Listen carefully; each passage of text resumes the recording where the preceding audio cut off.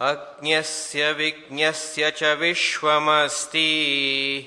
Agnyasya vignasya cha vishwamasti. Purvasya drishyam jagadeva satyam. Purvasya drishyam jagadeva satyam. Parasya drishyashraya bhutamekam. Parasya dushrashraya bhutamekam. Satyam prapurnam prabhibhatya rupam. Satyam prapurnam Prabhibhatya rupam. Agnyasya vignasya cha vishwamasti. Purnasya drishyam jagadeva satyam. Parasya dushrasya bhutamekam. Satyam prapurnam prabhibhatya rupam. In the last sloka where the jnani and ajnani, dehatma bhavaha, there is a sloka by Swami Tejomayanji. Those who attended Jnanasara, he gave, I think, for as a jna. The very first sloka is on this. Dehatma bhavo vishayeshu ragaha kartrusva bhavatsya tadaiva karmasu. That's now my age is coming. Dehatma bhavo vishayeshu ragha katrutva bhavasya tadaiva karmasu. Satyatta buddhi jagadiha yasya sadeva baddha purushasya satchi. He defines what is the bondage. Dehatma bhavam is there. But deham is aham, as completely as I am, is the notion that I am the body, is the bondage. There is no other bondage other than that. And here, in this next sloka that we are chanting, the other part is also discussed. Agnyasya vignasya cha vishwamasti. For agnyasya means ignorant person, vignasya for the jnani. For both of them, vishwam asti, the world is. So it is not that from the point of what is the vision of a jnani, jnani doesn't see anything different from what you are seeing. But his understanding will be different only. Because he also sees the world.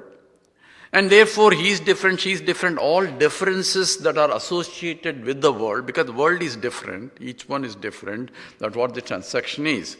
So that varieties will still be there. So jnani in that sense will not be different from ajnani. This is a statement by Ramana.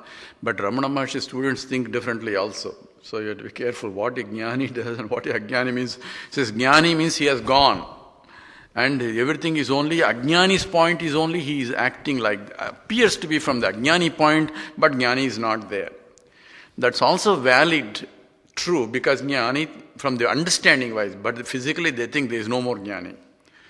But there is no jnani, there won't be any teacher left for us. Because if ajnanis only will be teaching, if ajnani is only projecting a jnani there, that's what the understanding is. That means from the ajnani point there is a jnani and he is teaching. And real jnani has gone. So it's only perception of an ajnani that there is a teaching going on and all that. That's what the ajnani thinks.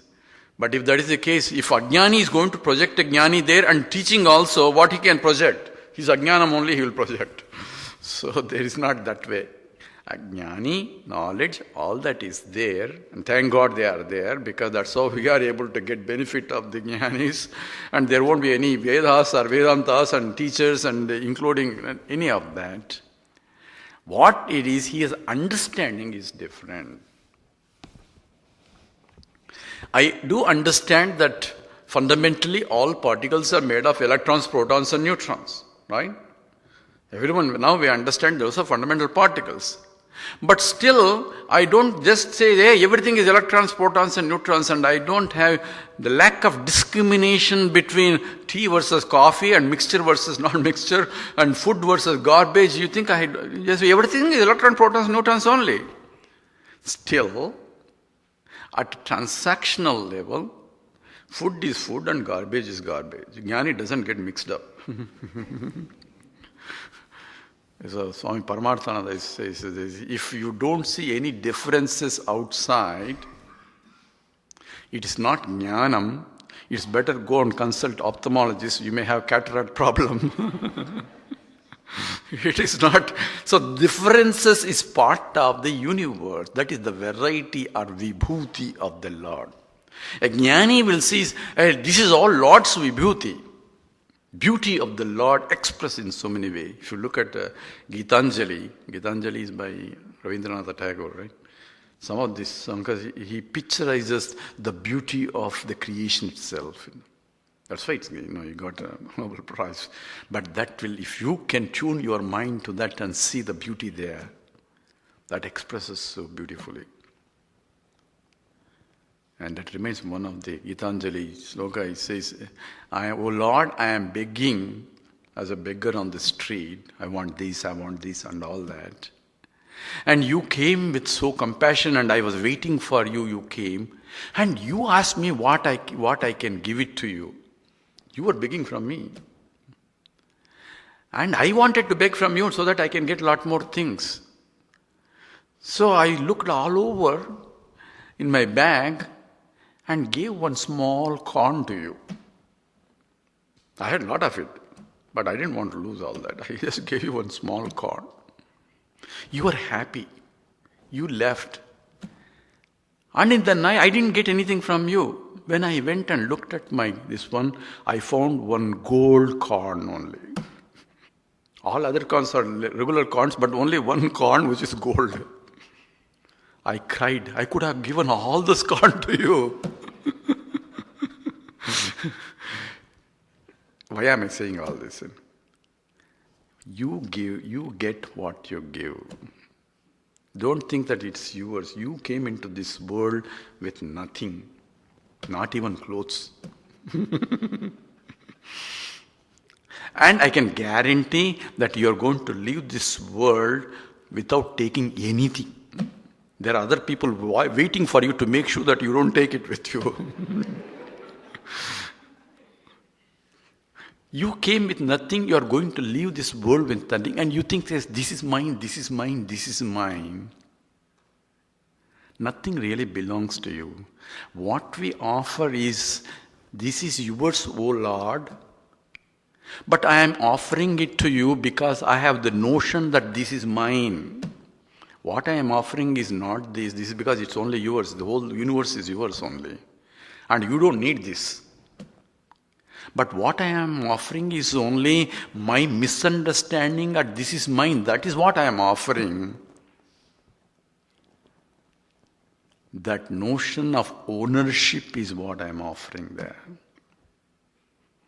So don't think, because my contribution to the world, because what I have, Gurudev has said, what I have is his gift to me. And you just don't take gifts, you have to return, by whenever people give gifts, and sometimes useless gifts, you store it so that you can give to other people, which you don't use it. You have to give it in return back. So what are you going to give? Everything is given to you in abundance, starting from a mother's milk when you are not able to do anything. Everything is provided, fruits, vegetables are his creation only. What is that I can give it to him? That's what the Guru Darshana comes into picture. Patram pushpam palam toyam yomai bhaktya prayachasi. What is bhakti? With bhakti, devotion, whatever you can give, that becomes his gift. Your gift to him. It should be proportional to what he has given to you. Right? But I don't know why it came. But here, Ajnasya Vijnasya cha Vishwam Asti. The universe is there for both the Jnani and Ajnani. Purvasya means Ajnasya, that means for Ajnani. Drishyam, Jagadeva Satyam. This world is real, that's all. Therefore, his transaction is always, the world is real, this world, therefore whatever world is giving me is real. All the sufferings and all that goes on because I give reality to that which is not really real. That's only superficially real. And Parasya means for Jnani. The Drusyasraya, bhutam ekam satyam prapurnam pravibhati. This is arupam. That for him, this whatever this drishya ashrayam, that which is the center or the scene, everything is seen because of I am there. Without me, nothing can be seen. So whatever is seen is the world, the objects of my perceptual knowledge. That's all my life is, only whatever I see or experience here.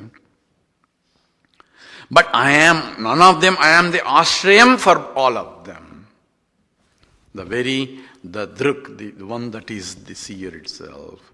And that is ekam, that is one alone, because everything is only apparent.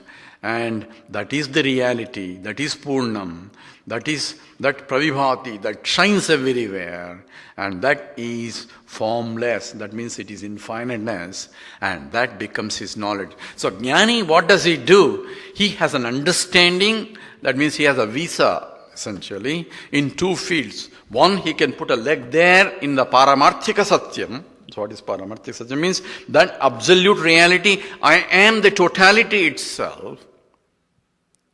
At the same time, he transacts as if he is individual also. That's why he could teach and he could communicate and he can transact and he can uplift the society so that the society can behave properly. And therefore all Mahatmas, including Ramana Maharshi, and those are the people who really serve the society because there is nothing to gain from the society. And generations to come will get benefited by their actions.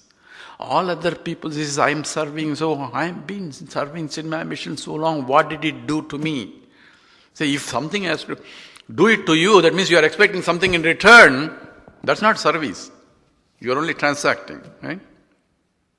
I love you so much, honey, but you don't love me. If I had love and this is a transactional love, that's not love. Love means I love absolutely, irrespective of whether you love me or not. If that is the case, that's what one who is full with love, he doesn't need anything else in love. So that becomes a vision, that becomes the reality for him, and he can live in that state of understanding, at the same time transact in the world using the equipments that are available. And then since they are available, there is nothing for him to gain, therefore he can use only for loka kalyanam, for the benefit of the society only, whatever he does. Yogarato va, bhogarato va, sangarato va, sangavihina. Yad brahmani ramate chittam, nandati nandati nandatyeva. He may be yogi sitting in the Himalayas. Even meditating on the totality itself is a benefit to the society. He may be a bhogi like downtown, like everyone else, but he may be reveling there. Sangarato va, sangavihina. He may be with the group, or there will not be any group at all. He may be all alone. It is not what he does, where he is, nothing counts. Where his mind is, nandati, nandati, nandati. Reveling and reveling. Atman eva atmana tushta. The one who is reveling in himself, he is the one who is a jnani. In spite of changing things. Even the changing things is only by glory only. It becomes Atma Rati and Atma Krida. Krida means playing. When I am playing with myself in varieties of forms itself. At the same time, when I am sitting in the meditation and I am reveling in myself also. Both is possible. So transactionally, they are the best transactor because there is nothing psychological problems there. Problems are there to be solved. So they will put maximum effort and therefore their sankalpas are the best and it has to happen. Because the whole universe is sankalpam through him only. In his mind, through his mind. I don't want to get into a lot of stories I can tell about Gurudev, but we had I did mention in the last camp, some of the incidents of what happened at the center and all that. Those who attended the camp we had. That also reminds me that we have a camp coming up. Similar to this, and there is a Hamsa Gita by Swami Ishwaranji. I myself going to attend this, even though my wife will be asking me to do all other things. Honeydews are there. But this is He's a very beautiful speaker also, a lovely speaker. And Ishwarananda, I recommend everyone to attend. This Hamsa Gita comes from the Bhagavatam. And another one also, Mukundamala. Mukundamala is by Kulashekar Alvar. And it's one of the important for the lot of Vaishnavites. Most beautiful expression of bhakti is there in that.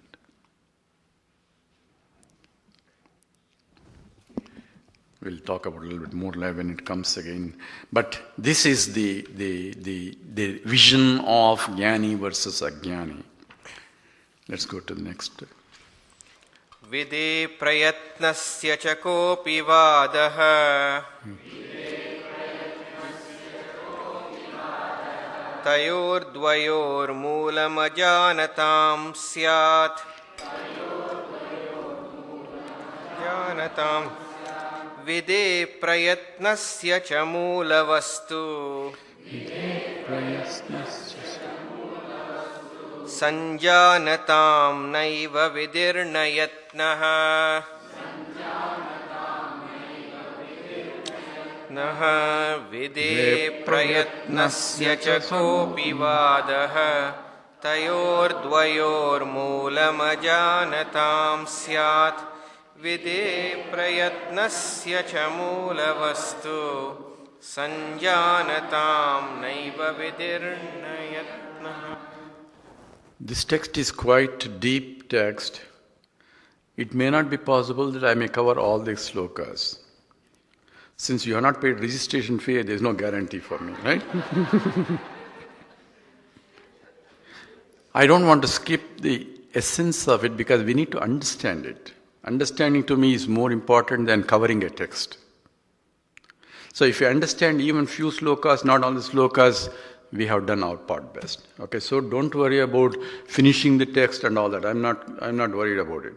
We have to make sure it is clear understanding that's more important than completing 44 slokas. Okay, so here the discussion is shifted now, where we talked about the jnani and ajnani. What's the differences? Then the Saddarshanam is a composite of slokas, not with a central flow. It is joined together at different times, if you see as it is, but essentially related on Saddarshanam aspect.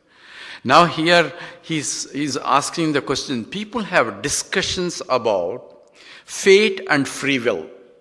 There's a lot of discussions, the universal discussion goes on and on and on and on and on and on. And Swami Chinmayananda gives in a very beautiful, condensed way.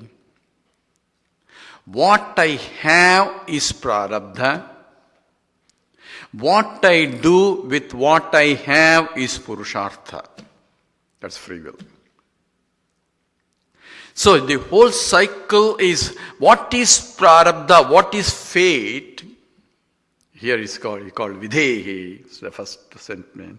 Videhi prayatnam. Prayatnam means a free will. So videhi prayatnam cha kopi vadaha, all debates, that is endless, eternal debates that goes on. So what is fate? What I am facing now is a fate, right? But because of that, it is a result of my previous actions. It can be in this life or it can be past lives or lives past, all that. Total sanchita karma is driving me to whatever I brought as a prarabdha karma. Then I do something here as a agami, whatever karma, back into, deposited into the accounts. And all that is, this explanations are there. But right now I am seeing what it is. This is my fate that I have to be here. Whatever the fate, it need not be good or bad. It is what I have is fate. It is result. So is it fate final or is it the free will is a final? That keeps people out. So free will, I have a choice every time as a human being. I have a choice to act, to do or not to do, to attend or not to attend, to talk or not to talk. All choices are given to me at this time. Once I exercise choice, that's gone. Once I have a stone in my hand, I can throw this side, I can throw that side, I can top and I can throw up and pray that it doesn't fall on my head. Right? All choices are given to me. But once I throw it, It is the fate of yours, So I throw the stone. There is nothing I can do, because once the stone has gone, the trajectory, the path, and all are determined by the gravitational forces, the frictional forces, all that. And suddenly somebody comes in between me and the object where I want to hit. It may not hit there, it may hit her, right? Or him, depending upon whom I want to hit. That is only that's called action. I can shout, say, oh bad, the stone is coming. That's called prayaschitta karma. You understand how prayaschitta karma? Prayaschitta karma is an action to repair the previous action, to reduce the results of previous action. That's all prayaschitta is. Whether she will listen to me and then go out of that is her choice. Or her fate, whatever that comes.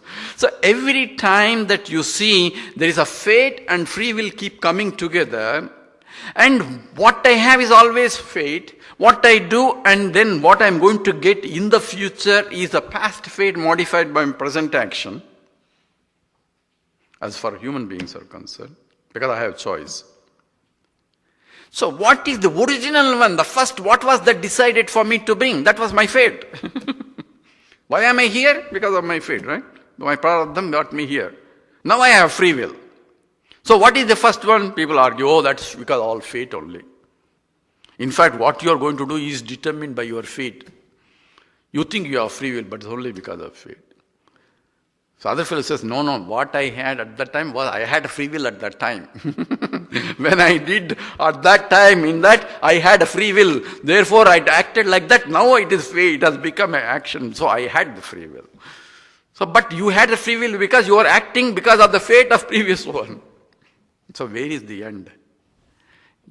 There is no end, because this is the same thing as when did the first vasana come. You remember my Swamiji asked me to put it in my pocket and asked to meet the Brahman and tell, because it is beginningless. This cycle of karma is beginningless, because the karma that I am a doer become because of ignorance of divisionlessness. Remember? All that. Therefore, ignorance is, I said, ignorance is beginningless. Therefore, this fate and free will are only two sides of the coin. You always have these two, because I have to deal with any situation at any time, and the situation is the fate, and what I am doing is my free will at that time. That does not mean it's going to be my fate whether I am going to attend or not. It's not that way. I have to exercise as a human being a choice, a value system. Yesterday someone was asked, what is the right value? Right value is what that takes me towards the higher knowledge. So I may be a prisoner of my fate from the past, but also I can steer my ship towards the higher. Just for information, what I am going to do now has a more bearing for the results than what I did 10 years ago. What I eat right now will have more bearing on the stomach than what I ate 10 years ago, right? Although all the 10 years ago, what all the fat and all the timber accumulated has an effect. Not that it doesn't have an effect. It does have an effect in increasing my cholesterol, all those things. It has an effect. But what I do now becomes a more bearing in terms of next results. In the same way, what I do as in terms of trying to turn my attention to the higher, in spite of what my past was, without worrying about my past, I may be so bad, doesn't matter. What I am, how I direct my mind is most important, and that is going to determine your next. That factor, percentage of, this plus this percentage plus this percentage of what you are doing has a more important than the other ones. That's why all the sanchita karma can be wiped out once you realize. Once you realize that I am no more a doer, where does it belong? It only belongs to a doer. All the karmas belongs to a doer. Once I am this, I am never a doer. Not only now, I am never a doer. I only mistook. I gave an example in my class. So one fellow, a villager sitting in the train, and he wanted to help the train. So he had a big box. He says, so many people are carrying big. So how can the train carry? Let me carry that box on my head, as he was sitting in the train. Say, what a fellow you are, put it down. Say, no, I want to help the train. So like that, we are carrying all that garbage on our head unnecessarily, right? If you put it down, relax and enjoy, that's exactly what a jnani does. All that sanchita karma will have no bearing once I have recognized that the highest reality. Akartaham, abhoktaham, hami vaham avya. I am never a doer nor an enjoyer once I established in that state. And Krishna, who has married how many? And if you go to the temple, they do Ashtottara Nama. So he says he's a Sada Brahmachari Namaha. He says he is eternal Brahmachari. That's one of the namams for him, who has married so many, but means he never married. Although he has a lot of wives, he never married. That means I am never a doer. Okay, that is an understanding here.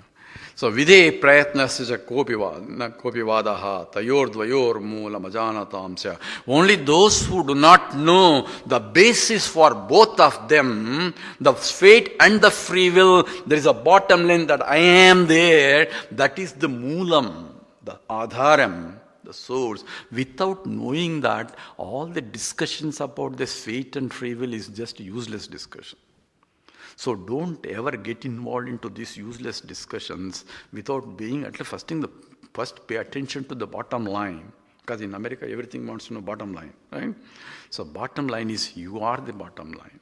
That ajanataha, moolam ajanata, the ones who do not know, there is tayor dvayor moolam, the two, the basis for both of them, without knowing it, all that is just vadaha, means it's only noise here. Vide prayatnasya mulavastu sadanata naiva vidhi na yatnaha. So for those who understand what is the fundamental basis of that I am, which is existent consciousness that I am, I have nothing to do with any of this anatma, which is part of this free will and fate and all that karma and all that are only superficial entities. I never do anything at all. In my presence, Prakriti does. Prakrutyeva cha karmani kriyamanani sarvasa yah pasyati tadatmanam akartaram sa pasyati. Prakriti itself does all the actions by itself. I am only akarta, I am only non-doer while things are getting done. There I am not responsible. It's only, so how does Jnani does? He is not responsible for what he is doing. No, it is response to this stimulus. Those who know a little bit of physics, when I perturb the system will respond. That's called Chatelier principle, in the chemistry or something. If I make a perturbation to the system, the rest of this universe respond to me, then I can respond again, the universe again respond. This action, reactions goes on all the time, eternally. But I am nothing to do with all this. It's only drama that can go on. Once who understood it, he can enjoy the tamasha. Why doesn't everything stop? There is no fun in that. Right? But then only it becomes a leela. It becomes from that understanding. The play, it becomes play only if I can stand apart as a witnessing consciousness, witnessing the whole drama. Okay? So the discussion of vidhi, fate, has no meaning unless you understand the bottom line that I am the conscious existent entity who has nothing to do with the fate and free will. They are all just drama that's going on externally. Go ahead. Yadi shitur वीक्षणमीक्षितारम् यदीक्षितुर्वीक्षणमीक्षितारम् अवीक्ष्य तन्मानसिके क्षणं स्यात् अवीक्ष्य तन्मानसिके क्षणं स्यात् न दृष्टुरन्यः परमोहितस्य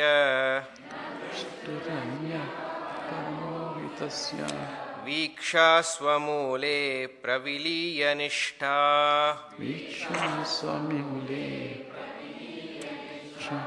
यदीक्षितुर्वीक्षणमीक्षितारम् अवीक्ष्य तन्मानसिके क्षणं स्यात् न दृष्टुरन्यः परमोहितस्य वीक्षा स्वमूले. Then what about God? What about seeing the God? Remember we discussed a little bit about this God business also, the Ishvara. Ishvara, here Bhagavan says, Ichitaram avichya. Ichitara means the one who is want to see the Lord, the seer, longing to see the Lord, without seeing Him first. So Ichitaram avichya, without seeing the seer who wants to see the Lord. That means without seeing myself who I am and I want to see the Lord. Who is the seer? First look at who is this trying want to see the Lord. I want to see the Krishna, I want to see Lord, Shiva, all those people want to see Pratyaksha, I want to see vision of the Lord I want to have. Remember I told you, when you have the vision of the Lord, you only will have it, nobody else will have it. And when you are talking to Him, everybody thinks you are crazy because they can't hear you. They can't hear you. They can hear you, but they can't hear the Lord because they have not done the upasana. That becomes a problem because here Krishna, the Bhagavan says, I say Krishna is a Bhagavan, Ramana Maharshi says, Ichitaram avichya, without seeing the seer, yat ishitur vikshanam, that who wants to see the ishitur, the Lord, is tan manasika ichanam sya, the one who says, oh, I have seen the Lord and all that, all are visions only in your mind, the hallucinations in the mind. So that whatever each in the manasika vichanam means whatever I can imagine, I can see. I can really see. Even if you do upasana and Lord comes to you, you will see. But not that Lord has come to you and everybody can see. If Lord has really come to you, everybody should be able to see. No, you only can see. If I only can see and nobody else can see, what do you call that? Yeah, you are seeing all sorts of things which is not there. That's what you will tell him. So if I only can see and no one else can see, because my mind is able to see, because the mind is purified enough to see the Lord in that form that I have invoked Him to come here.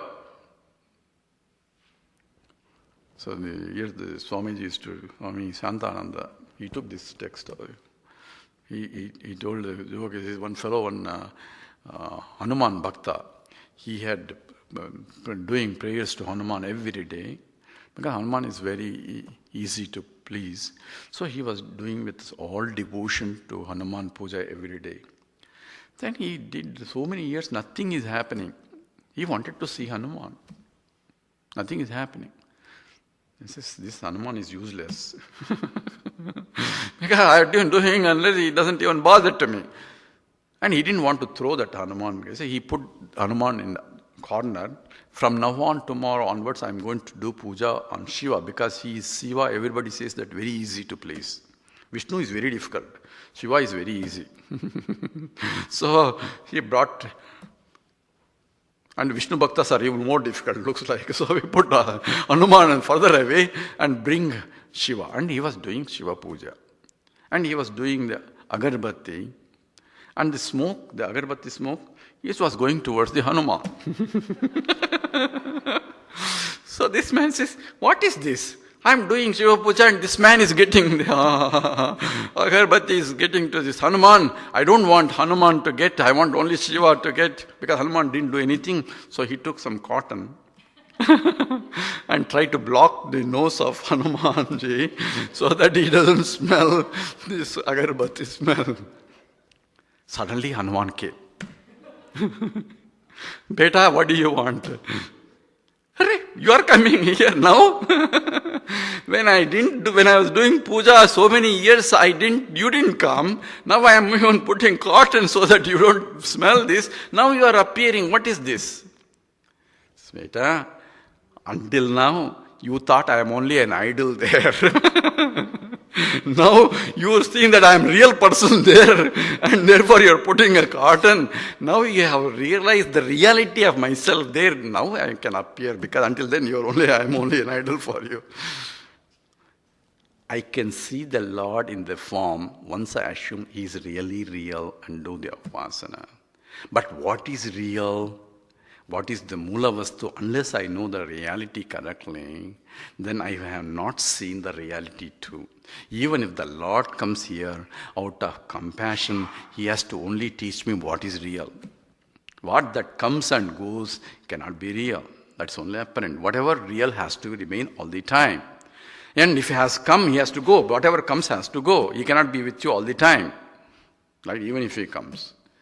Therefore, that what is real, that always with you has to be there. If the Lord has to be there with you, He has to be always there. He is always there actually. Upadrashthanamantacha bharta bhokta maheshwaraha. In the Bhagavad Gita, I am there right behind you. All you have to do is turn around and look at me. It is your mind you have to turn backward. Then you will see me. Not that I am some. You are looking all over the place for me without looking where I am right now. And therefore, see, na drashtuhu anyaha, without knowing what is the seer who is trying to see, the basis of the seer itself, you are trying to see everywhere. Turn inwards. That itself is, in fact, is Ishvara Darshanam. Saddarshanam, Atma Darshanam, Eva, Ishvara Darshanam. There is no other Ishvara Darshanam. Oh, other people are claiming, yes, they have Ishvara Darshanam, thank them, but if they have done, ask them to show you. He says, no, I saw them, I saw him, he came. Whenever you experience, you want again, longing for that experience again, and that will be a problem. You remember, I told you already what experience problem is. Knowledge will never go. Experiences will go. Knowledge that I am will never go once I have established in that. That is the real darshanam. So, vichya swamule praviliya nishtha says, na drushtanyaha paramohi tasya. That there is nothing other than which is paramam supreme, that I am the seer. This actually comes from the Kenopanishad and the Brihadaranyaka Upanishad. Kenopanishad, I told you slokas. Yachakshusha na pasyati, yena chakshumsi pasyati, tadeva brahmatvam vidhi, nedam yadidam upasate, yasroti na srunoti, yena srotram idam srutam, tadeva brahmatvam vidhi, nedam yadidam upasate, yan manasa na manoti, yena manomahar. Okay, that which mind can I had going. Yes, manasa manamante na manomaham. Bye. Anyway, that which is the seer, that's from the Kenopanishad, that which I cannot think, but because of which I can think, that which I cannot see, because of which I could see, that which I cannot hear, because of which I could hear, that which is because I am alive itself, that is Brahman, not this that you worship, is the statements in the Kenopanishad. That's the first Upanishad I learned from Gurudev actually. That was the first one that changed my whole life itself. That's a beautiful Upanishad. And in the Brihadaranyaka also there is a conversation between Yajnavalkya and Gargi. Gargi is people think that females are not supposed to Veda. They are Veda drashtas themselves. Gargi is in the Janaka Mahamani. There are so many great saints, and she was one of them. And the Yajnavalkya, she challenges him, and the conversation between them is brought up the Brihadaranyaka. Brihadaranyaka is, Yajnavalkya also teaches his wife Maitreyi also. Right? There's another one. But there, Adrushtam Drashtru, the one which cannot see is not God. Then what is God? The one who is seeing is the God. That one who cannot hear means you cannot hear about God. The one who is hearing is the God. There is no other God other than one who is behind you as a conscious, existent entity. That is God. That is the Ishvara Dharmam. Without knowing that Moolam, that which is Adharam for everything, you are trying to search for God everywhere else. First turn your mind, see God in you, then you will see God outside also. So first thing I suggest is everyone to recognize the presence of God in you as the first thing in the prayer. That's what Sandhya means actually.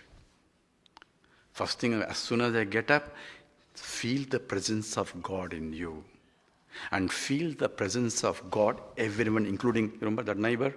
Including the neighbor also. Then your transactions will be different. Your mode of operation will be different. You deal objectively without psychological problems coming in. What need to be done, you will do. Ruthlessly but objectively. Provided I can see the Lord everywhere, I can play the game of life with Him. So I am become a full-time devotee. Therefore every action becomes a devoted action. I will be devoted husband. I will be devoted wife. I will be devoted employee. I will be devoted friend. Why? Devotion is there because the Lord is there.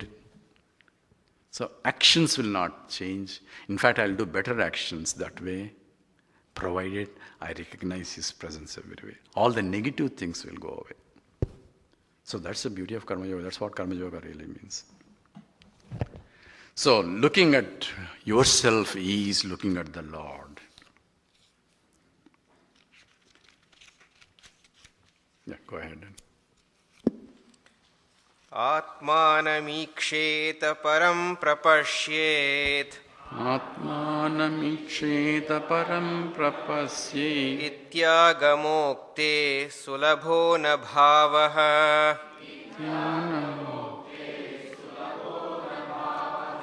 नात्मैव दृश्यो यदि काकतेशे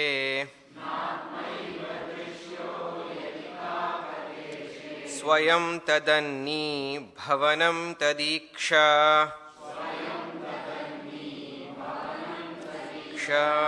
आत्मानमीक्षेत परं प्रपश्येत् इत्यागमोक्ते सुलभो न भावः नात्मैव दृश्यो यदि काकतेशे स्वयं तदन्नी भवनं तदीक्षा. So extending the same thought here, says the scriptures people quote, and here is a iti, means is a quotation from the scriptures essentially, or his version of the quotation of the scriptures is Atmanam icheta param prapasyet iti. This type of agama means the scriptures says, what it says is seeing yourself is seeing God. That's what scripture says. And people skip those pages and look for God elsewhere. That's what it says. We're trying to say, where does it says that seeing myself is seeing God? That's what is Agama means. The Vedas tell. And it is sold, but people are not paying a simple statement like that. People not paying attention to it. And where does it say? Those who attended the camp, Mundaka Upanishad, there is a sloka, and it says, Hiranmaye pare koshe virijam brahma nishkalam tat subram jyotisham jyotihi tadyad atma vido viduhu. The last line is tadyad atma vido viduhu. It says, tadyad, whatever that is, atma viduhu, the one who is a knower of the self, he is the knower of the Lord. It means here talking about the Lord who is Hiranmaya, who is Hiranmaya is gold, right? Mayam is full of gold. Full of gold means that which gold means shining. Here the gold is shining. Hiranyagarbha. Hiranyagarbha means that which is brilliant is what stands for. That means which is knowledge. Full of knowledge is we call brilliance. So Hiranmaya means that which is absolute knowledge, jnanaswarupam. So Hiranmayi parokoshe virijam brahmanishkalam tat shubram jyotisham jyotihi that which is brilliant, that which is light of all lights. These are qualifications of the Lord. And the vision or seeing of that Lord is seeing yourself. So that when you see myself, you are seeing the Lord. There is no other Lord other than yourself. That's what the whole statement. This comes from the Mundaka Upanishad, where the teaching starts with Tasminnu bhago vijñāte sarvamidam vijñātam bhavati. Oh Lord, please teach me that because of which I know everything in the world. If you see this, you have seen the whole world. What is that? If you know yourself, you know everything else. That's what the Brahman knowledge is. So, that agamas is sulabho na bhavaha. People, it's so simple statement, but people don't understand even simple statements. And they're looking for all over the place. So, the rest of it is essentially Vedanta says directly. So Ramana Maharshi is in fact referring to the Vedantic teaching only. People say we don't study, particularly some Brahmanas, disciples think that we don't need to study Vedanta, scriptures and all that. He himself is quoting Vedanta. So one has to, vichara has to be done through Sravana, Manana, Nididhyasana. There is no other way. Okay? Says, Atmaiva Drusyo, Yadika, Kathesha, all other stories in terms of I have to see this and all that, it doesn't make any sense. I am Swayam Tadanni Bhavanam Tadicha. So what is involved in the vision of the Lord is you have to eat yourself. Anni Bhavanam means, Anna means food, right? So you have to become food for yourself. So what does that mean? It means, remember, Ahankara, I notion involves two things. One is I am and this is. Right? All this is, you have to follow it. So that is what Anni means, eating away. This part, leaving I am alone. Swallowing means what? You're not physically swallowing. Negate I am not that. So when I am negating I am not that, then who is that? Then you should conceptualize, then I am not this, then I am something else. No, not something else. That also not that. That's also part of that. So I cannot keep negating and trying to conceptualize that I want to negate that, I want to negate that. It's not a drama of negation.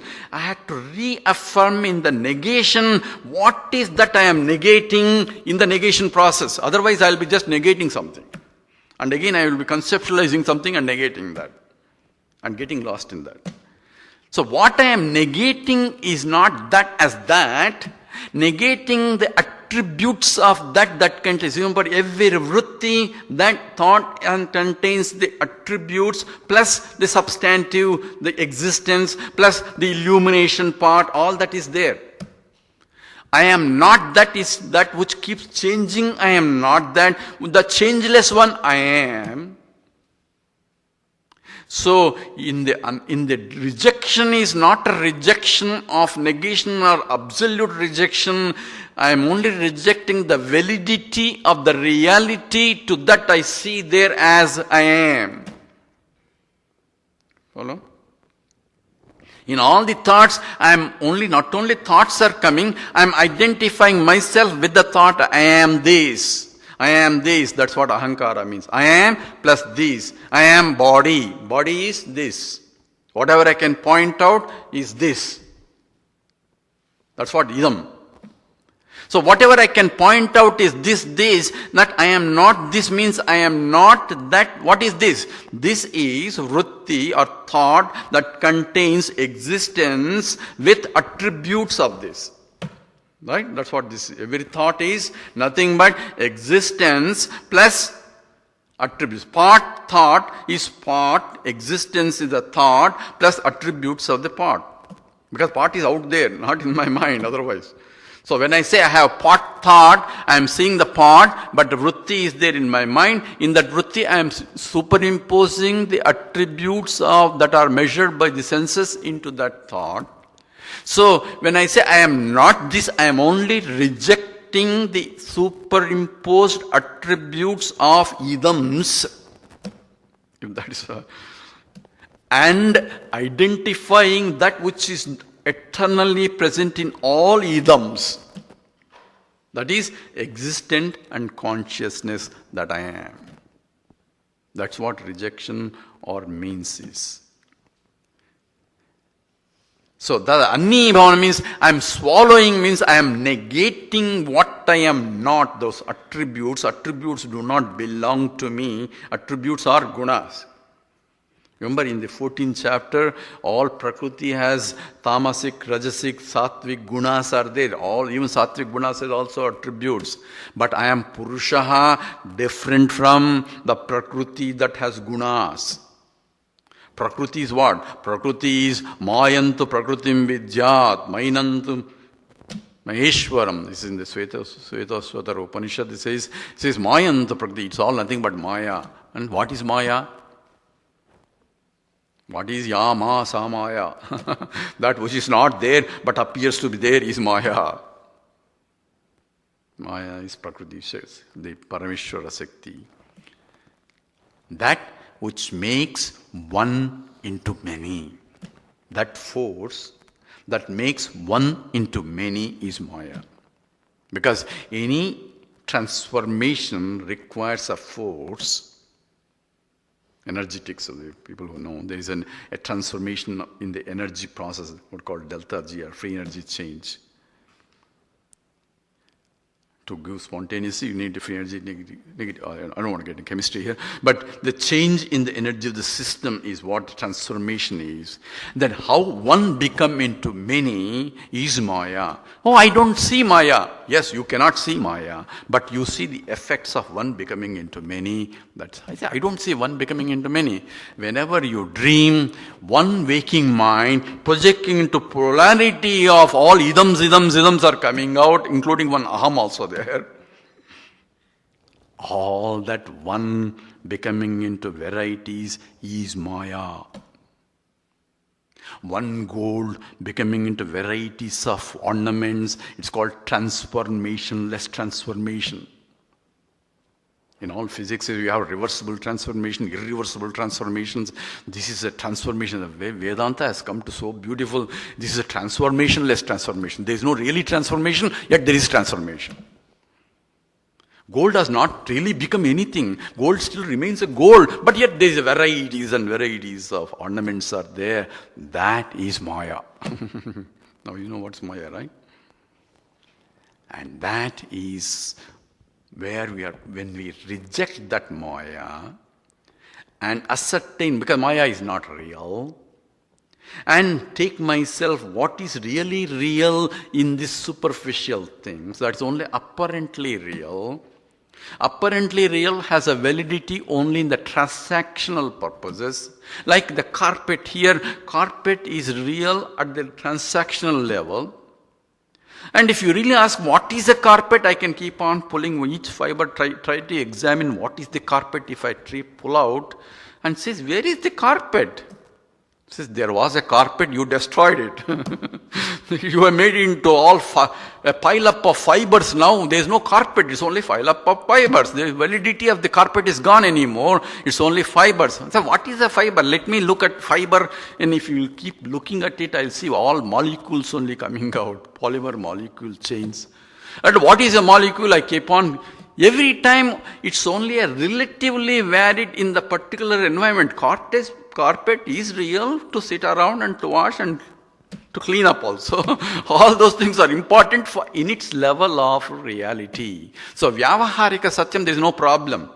But if I take it as absolutely real, that's a problem. In the same way, thoughts coming, objects are there, everything is there. But when I get carried away with those thoughts, then I get lost in the thoughts and forgetting the bottom line for all these things.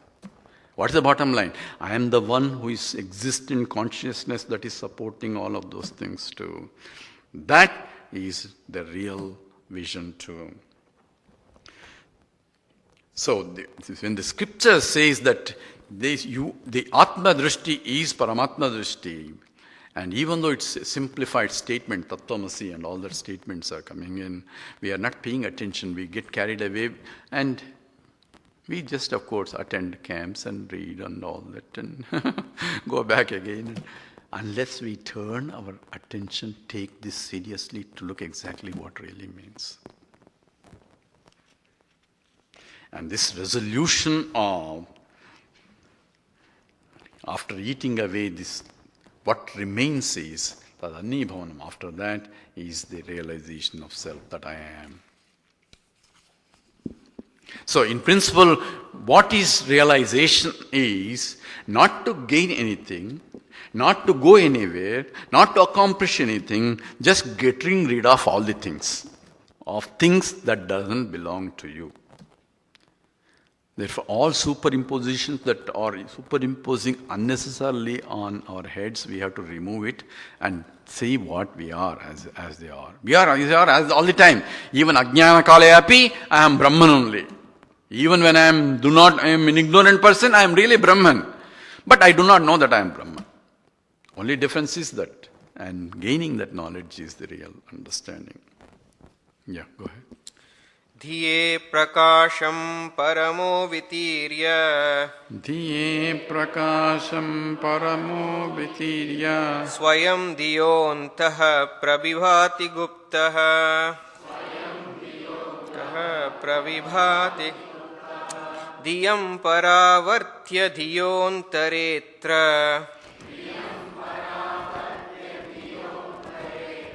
संयोजनान्येश्वरदृष्टिरन्या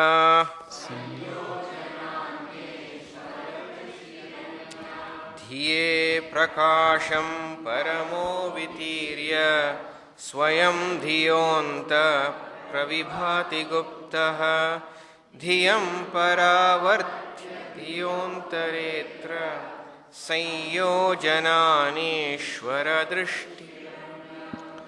So this is what I have been discussing to you in terms of what involves self-realization. And here says Dhiye. Dhiye means for the mind. So mind is required for self-realization. First understand that it's not out of mind. Mind is required for self-realization. Because Atma doesn't need to realize by itself. And mind itself doesn't realize also. Mind is inert thing. But mind is required for realization. So it is an instrument for realization. So mind doesn't illumine the self, but mind is required to turn my attention towards the self. Follow now? Mind itself is not going to put light on, says he himself is Swayam Bhati. There is nothing. Tatra Bhasa, Swayam, everything else shines. And there is nothing I can put light on the Lord by the mind. No. He himself is shining. But what is mind is required is to turn attention from outside, from the external, superficial, attributive knowledge, to turn inwards towards the substantial knowledge. Right?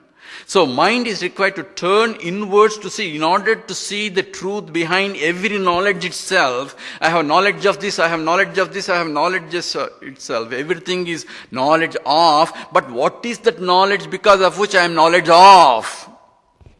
That I need to see by the mind. So essentially, the mind has to turn inwards, looking at the light, that which is shining on everything that is being known or objectified. All knowns are inert. Every object that is known, if I say I know you, you are inert, as far as I am concerned. Right? So every known, I am a knower who is the conscious entity, and known is unconscious entity.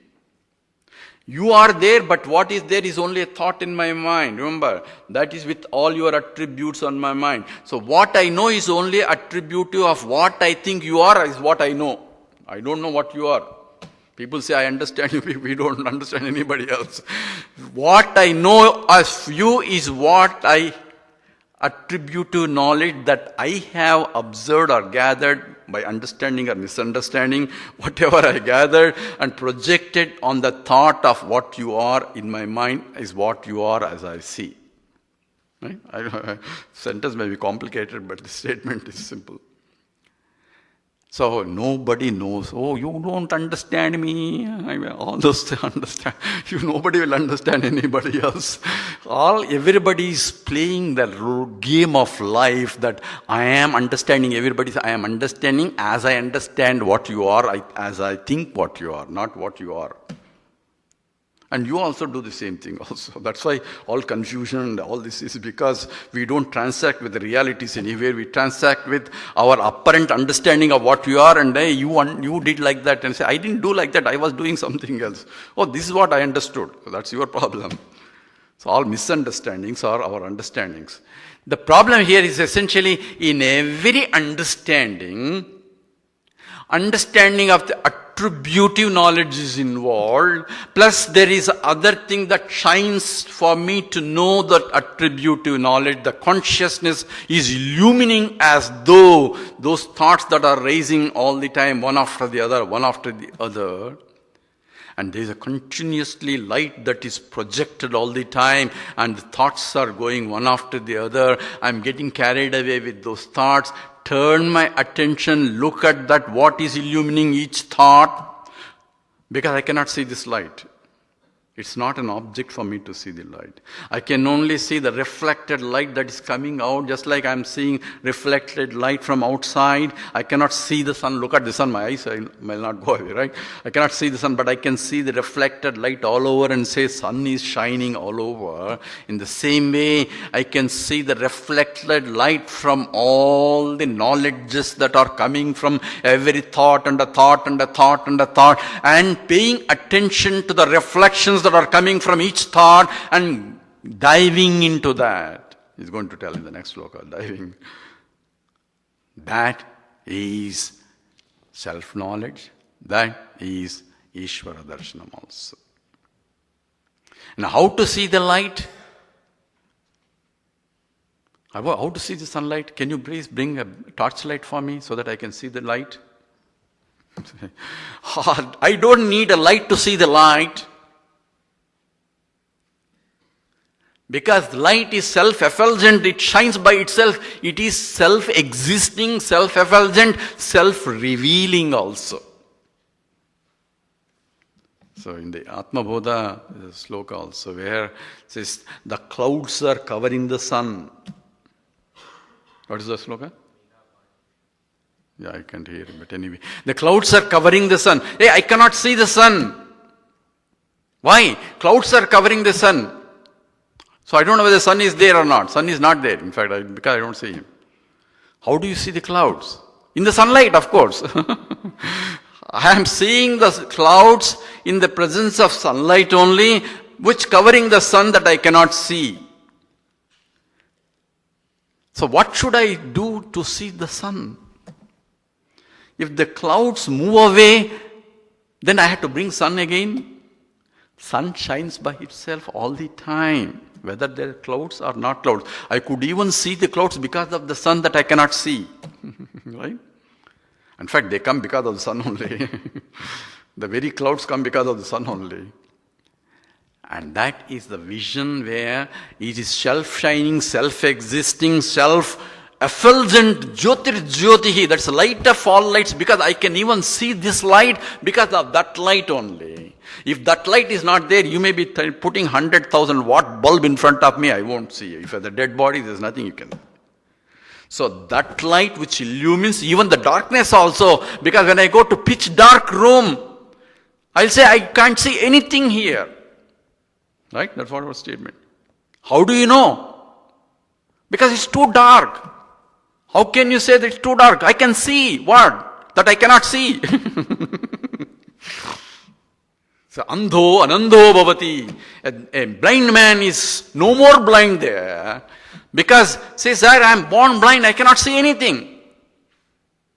Really? Can you see that you are blind? Yes, I can see that I am blind. In what light are you seeing that you are blinding? If you are able to see, how can you say you are blind? That light of consciousness is ever shining all the time. There is no need another light to see. It reveals itself once I turn my attention to the reflecting light. So Atma realization is turning my mind inwards to every thought. If there is a thought, if the thoughtless is okay, thoughtless. If it is a specific thought, let it be specific thought. It's not the thoughts that bother me. It's not what the contents of the thought bother me. If I get carried away with those, then it will bother me. What is turning my attention to, because of which I am conscious of those thoughts that rise in me. And the world is pulsating in front of me. So I am never out of meditation if I am established in that knowledge. Follow? Because the light is always shining. Not that I have to sit in one place, let me not have this thought, that thought, then I will have another thought, not to have thoughts. I'll be busy with that. So it's not thoughtless state meditation, it is turning your attention to any thought that you can take, any disturbance even. How can anything can disturb you? Because even the disturbance you are able to conscious of. If I can sit, nothing can disturb you. That is meditation. Until you get established, as Krishna advises, have a good seat, have a place for worship, have a place for meditation. All that is required to get into that. Like a child, we say first step, my granddaughter will be doing that pretty soon. First step, you hold on, come beta, walk, walk, walk, until a time comes where I have to go after her. I have to chase. She'll be running all over the place. That initial steps for the mind to establish, to turn, you need. Okay, meditations. Afterwards, you will be in meditation all the time. Okay, let's see. न वक्ति देहोऽहमिति प्रसुप्तौ देहोऽहमिति प्रसुप्तौ न कोऽपि नाभूवमिति प्रवक्ति यत्रोदिते सर्वमुदेति तस्य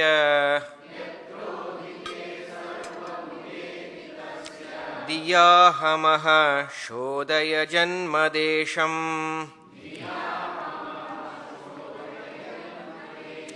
न वक्ति देहोऽहमिति प्रसुप्तौ न कोऽपि नाभूवमिति प्रवक्ति यत्रोदिते सर्वमुदेति तस्य दियाहमः शोधय जन्मदेशम्. Here he's giving more details of what I said. So, namakti deham, deha aham iti. The body doesn't say I am. Right? Body, because body being jadatvad, because it is inert thing cannot talk about what it is. Oh, I am saying it. Who is saying? I, using the body, saying that I am the body. The mind is actually saying. If you are in the deep sleep state, you don't say anything. Body will not even respond, right? So, deha, na vakti, deha aham iti, bhakti. And in prasupta, in the deep sleep state, there is no communication at all. The body will not even communicate to you because it doesn't belong, it cannot even say because it is jadam. And nakopi na bhavam iti pravakti. So no one will say that when I am in the deep sleep state, I am not there. I do not exist. Because here, in the deep sleep state, the body doesn't say I am there or anything. Because body is jadam. And in the deep sleep state, no one will say that I am not there. Because in the morning I say I slept very well. Right? That make a declaration. So I was there in the deep sleep state so that I can sleep very well, comfortably. And in the morning only when I am saying that because I was there in the existence of myself in the deep sleep state is never questioned, because I know for guaranteed that I am going to be there in the deep sleep state. Otherwise people will not go to sleep. If they think that they are not going to be existing in the deep sleep state, nobody wants to sleep. Because they know comfortably they can exist, and they can exist without any other people's problems. That's why they can go comfortably, and they like to go to sleep also. And they don't like to get up also if it's too cold outside. So, because they are existing even in the sleep also. So, na kopi, no one here, na abhuvam iti pravakti. They will never say that I am not there in the deep sleep state. And all it is, this ahankara comes in between and say, I am here and I am not there. Yatra uditi. Where, what is this ahankara? Ahankara is I notion, where I am identified with this is, that ahankara, remember, two parts, aham, I am, the conscious part, anatma, the unconscious part, mixing a chow-chow, a new entity as though is born out of this mixture, a pseudo guy, a third guy, mithya guy, coming in between, joining these two, and ruling all over us. So, Atma, the hero of all our autobiography, everybody's autobiography, I am so great, I am so great, everybody, all good, all those things. This is the fellow, hero. This is the Ahankara fellow. For the Vedantic purposes, whoever identifies I am, he may be humblest fellow. That's Ahankara too, that I am so humble. I am Bhakta, I have surrendered also. That is Ahankara there. So, he is putting only different hats only. From now on, I am Chinmaya Mission member. Another ahankara only, another hat. So hats keep changing only, things will not change unless I examine what the contents of that is. Intent is, I am a conscious entity, this is unconscious entity, I am not this, I am pure without any qualifications that I add on. I can add on afterwards for tamasha, for show. That's a different thing. But as I understand that those are only vesham. Vesham means costume. In the Upadeshara, Bhagavan Ramana Maharshi himself says, Isha jiva yoho vesha dhibidha sattva bhavato vastu kevalam. I don't know if you remember. We took that also. So, Ishaha, Jivaha, Veshaha only Vedam. Vesham is the costume that you are wearing and God is wearing. Only Vesham difference, only the essence of both is only one. Same, Sattva, Bhavato, Vastu, Kevalam, only one. And costumes you can wear for the drama. Whenever you are playing a drama, you can wear costumes depending upon the roles that you are taking. Today, I am taking play role of a father. So play the role of a father. I am playing the role of a mother. Play the role of a mother. I am playing the role of an employee. Play the role of employee. Don't mix these roles also. Don't go to an employment and play the role of husband there. Problem is when you mix all the scenes, get mixed up and the drama gets confused. Play a good actor. Playing a good action is very demand. Otherwise people start throwing stones at you, right? That's what happens. So, playing is not a problem. Veshakam is a problem. As long as I deliberately wear that Vesham is costume that I am wearing for the show, that is the roles that I am playing. But other than that, who am I who is independent of the roles? If you go to Telugu cinemas, you will see same fellow acting both hero and heroine, hero and villain also there. N.T. Ramarao is a hero and N.T. Ramarao as a villain fighting each other. Crazy. that occurs mostly in Telugu cinemas. But who is N.T. Ramarao? He is neither a hero nor a villain also. He is some other fellow who is really the guy. That shifting attention to the original one beyond the roles is the knowledge itself.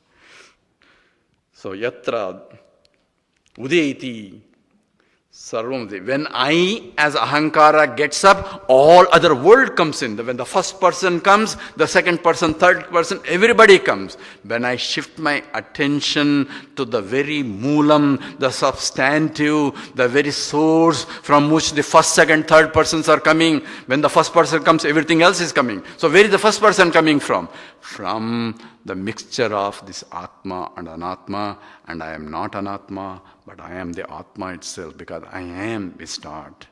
And once you understand it, that ahankara inquiry, where the ahankara originates, and that is the realization or a vichara or inquiry into the real nature of myself.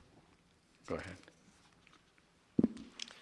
Deho na janati sato na janma. Deho na janati sato na janma. Deha pramanonya udeti madhye. Deha pramanonya udeti madhye. Aham kriti granti vibandha sukshma. Aham pratikandi vibandha sudma. Sharira cheto bhavajivanama. Bhavajivanama. Deho na janati sato na janma. Deha pramanonya udeti madhye. Aham kriti granti vibandha sukshma. Sharira cheto bhavajivanama. So everybody start claiming, say, I'm born on such and such a date and so on. Who says that? Deha, the body doesn't know.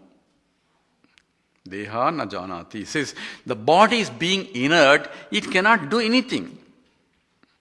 You living in the body is doing all the things, right?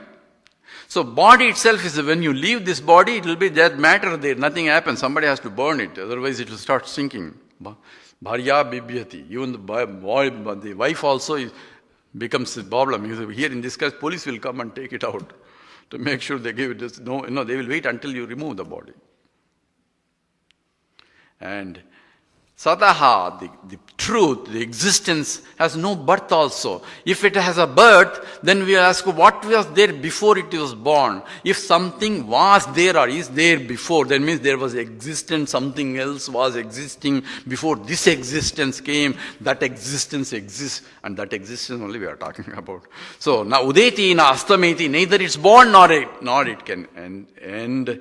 So that itself cannot say, I am born. Neither the body can say I am, nor the real I am can say I am born such and such. Then in between, who is the guy suddenly taking some vesham and entering into this show?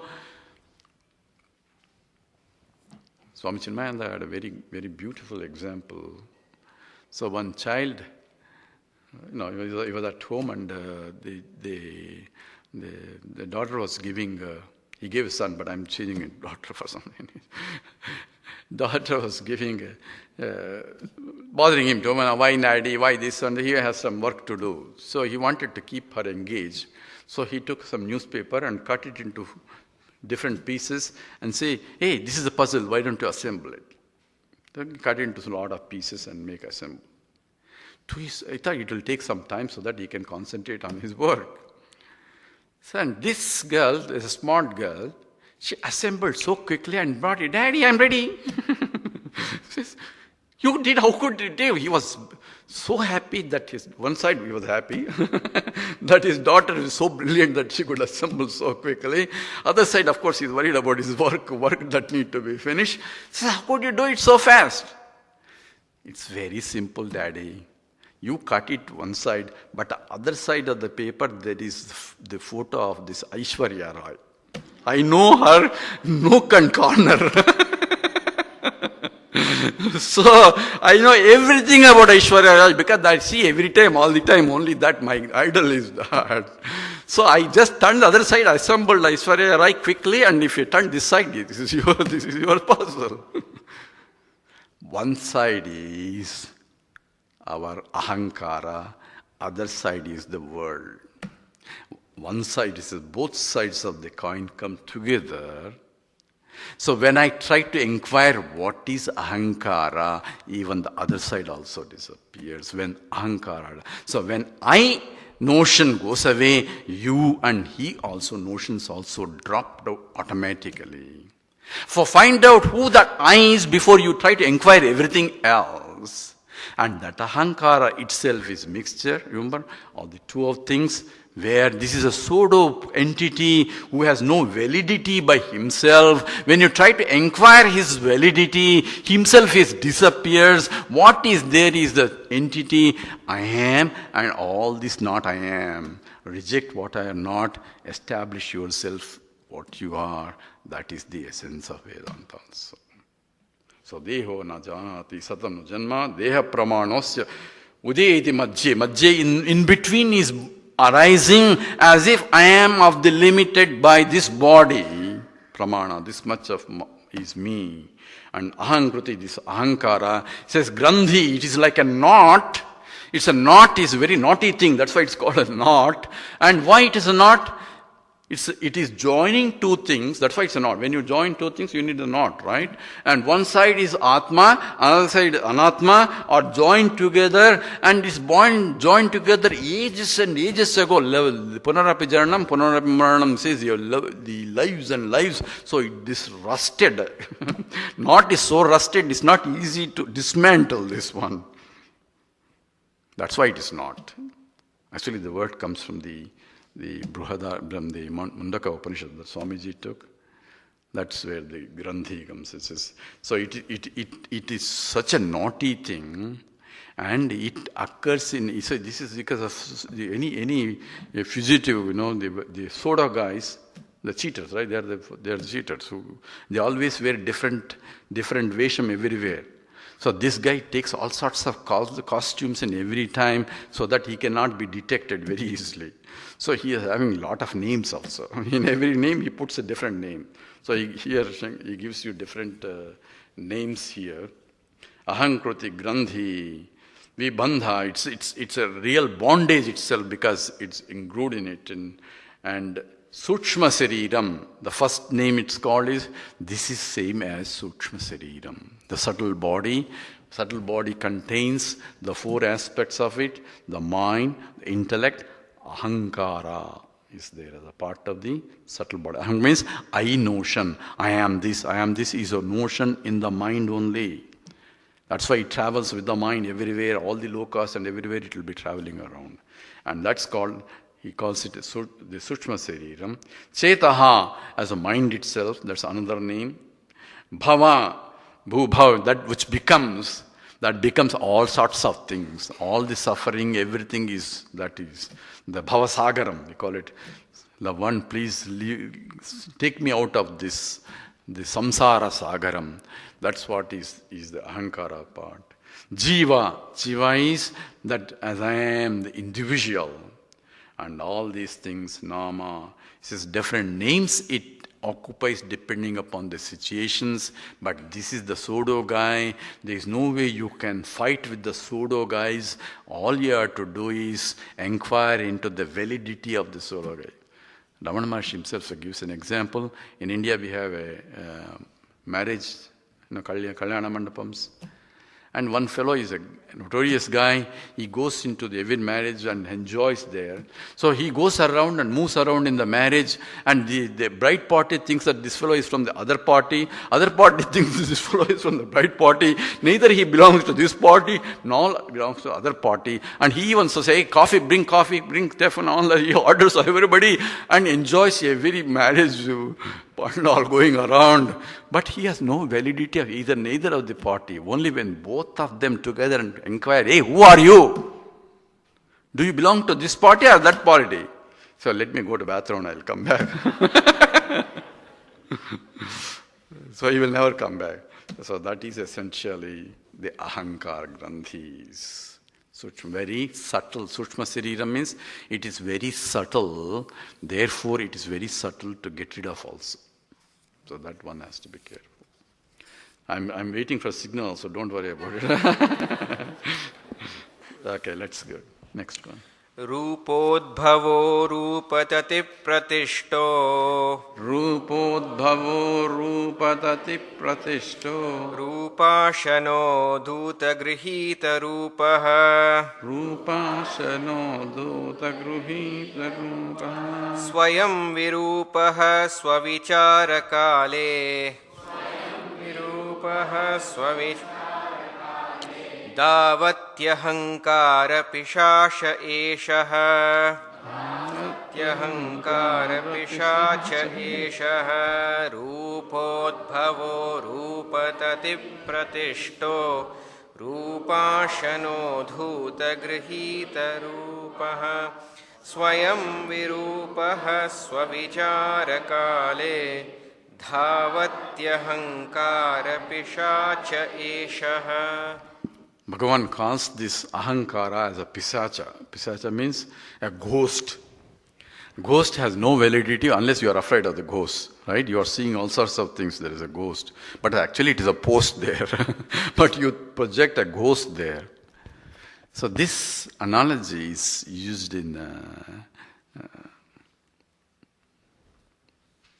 the example in the Adhyasa Bhashya. The criticism of Shankara's Adhyasa Bhashya is, I am seeing a snake there where there is a rope. I don't know, I won't get into the detail, but let me, since I got it anyway. I am seeing a snake there where there is a rope. Then the Nayayikas, Nayayikas means there are logicians, there are a group of people, Nyaya Vaiseshikas they're called.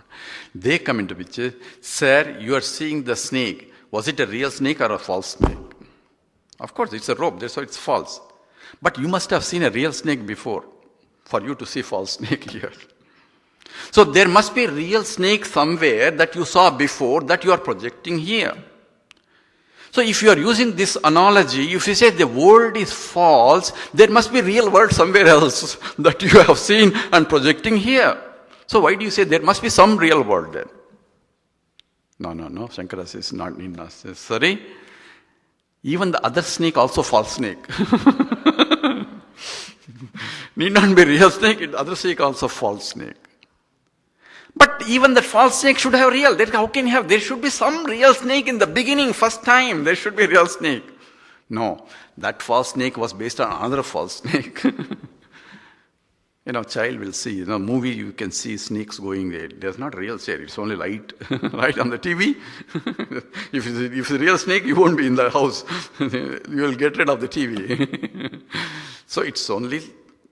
But he has an imagination about it. So that's fine. That example says there is a sadrishyam. That's called the technical word. There is a similarity between what you're projecting and what you're projecting. Otherwise, I don't project an elephant there on the rope. There is a similarity between the rope and the snake. That's called sadrishyam. There is a similarity in there too.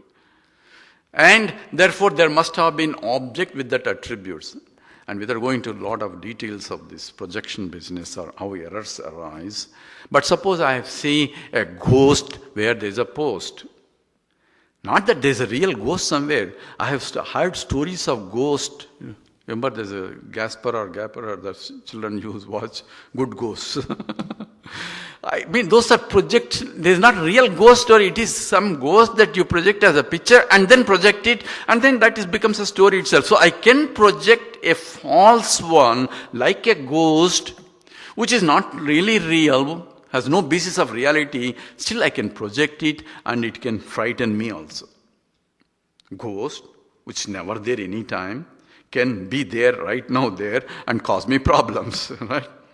So here it says, Pisachaha Esha, this is like a Pisachi. Why?